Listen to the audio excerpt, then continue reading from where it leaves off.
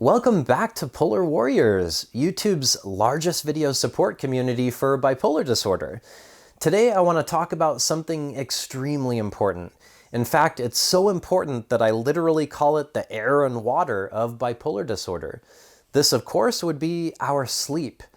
Over half of the world's population already struggles with sleep issues. Throw something like bipolar disorder into the mix, and Houston, we have a problem. Aside from diet and exercise, sleep is considered to be one of the three major physical necessities for good health. It's also one of the best metrics I have to gauge my mood.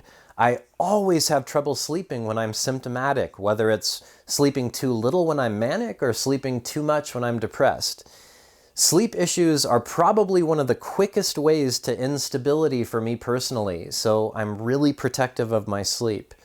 I could have the best doctors, the latest meds, and the best food, but if I don't sleep properly, none of that matters. Everything falls apart. Like I mentioned, it's like the air and water of bipolar wellness.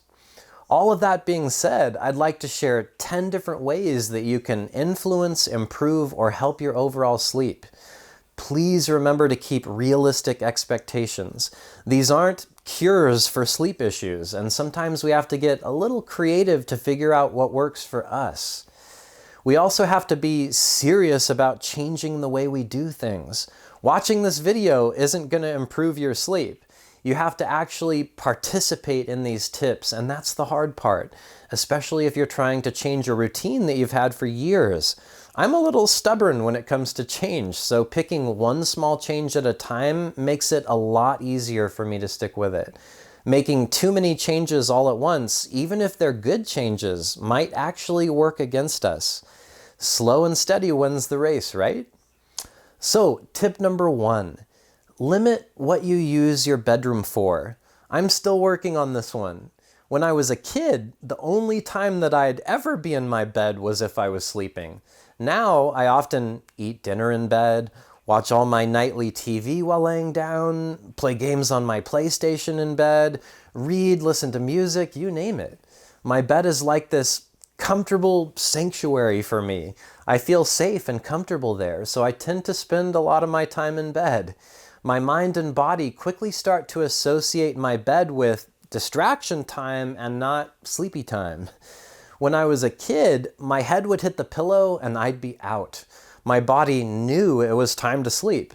Now I lay down in bed and the first thing I do is look for the remote control, my phone, or a book. If you want to make one of the most profound changes to your sleep routine, limit what you use your bed for. I had to partner up with my partner on this one too. If I'm trying to sleep and my partner is watching a horror movie, that's just not going to work. It's a little bit of a bummer for my partner to have to give up certain things to ensure my sleep is protected, but it's overall what's best for the relationship. Tip number 2. This one is for all the pet owners out there. I have 2 cats myself, and I'm a sucker for letting them sleep on my bed. It's just the way it is. However, when I'm symptomatic and sleep is a big issue, I'll block off the entry so they can't get into my room. I wake up every time they walk over me in my sleep. When I had a big dog, I'd wake up every time he got up in our bed. Like I said, I love having my pets sleep with me, and it's a choice. Usually it's not an issue, and I fall back asleep before I even realize it. But if I'm on the manic or agitated side of things, I might wake up and not be able to fall back asleep. If I have to, I'll protect my sleep by making my critters take a break from the bed. Moving on to tip number 3, consider taking a melatonin supplement about 30 to 60 minutes before bedtime. They sell melatonin over the counter at just about any major drug or grocery store. It's a naturally occurring hormone that helps us regulate sleep.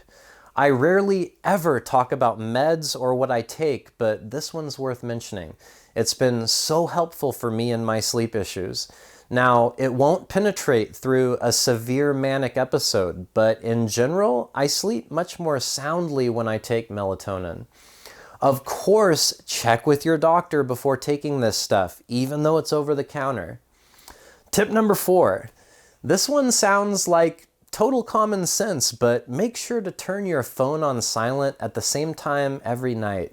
I literally wake up faster when I hear my phone ding than I would during an earthquake. My brain is so trained to respond to it. As another little side tip, consider changing up the ringtones or sounds on your phone regularly. When I'm not well, the sound of my phone going off can really stress me out. Sometimes having a different sound makes it hit my brain differently. Anyways, moving on to tip number 5. As my good friend and author Julie A. Fast would say, treat the bipolar disorder first. If sleep is a major issue, chances are the illness is not yet properly treated. Some people get put on SSRIs that make them manic. Others might be over-medicated and sleeping in excess of 12 hours a day. Like I said, sleep is one of the best metrics I have to gauge my mood. If sleep issues continue, get in with your doctor and reassess your treatment plan. Remember that sleep meds are not a substitute for mood stabilizers. Also, try to come to your doctor with some data if you can. Use a journal, mood tracking app, or a Fitbit to show what's happening with your sleep over a period of time. The more info you can give them, the better they can help you out. Now for number 6. Try to go to bed and wake up around the same time every day and night. I take my night meds religiously around 8:30 or 9 p.m. They kick in around 10 p.m. and I'm out. I sleep until about 8 a.m., which puts me at a generous 10 hours during the winter months. I sleep a little less during the spring and summer months. Now, mind you, I don't have kids or work a graveyard job anymore. Everyone's situation is very different, and I respect that. Just try your best to keep a good, regular circadian rhythm going. One of the many benefits of having a regular sleep schedule is that you can see irregularities much easier. If it's 1 a.m. and I can't sleep, there's usually a problem. If it's 11 a.m. and I slept through all my alarms, something might be up. Number 7, what you do right before bed is important. Try to stay away from anything that by design produces a stimulating response. Intense games, shows, hobbies, or even the news are all things that can easily keep me up, especially if I'm manic. That last hour right after I take my sleep meds is the most important part of my sleep hygiene.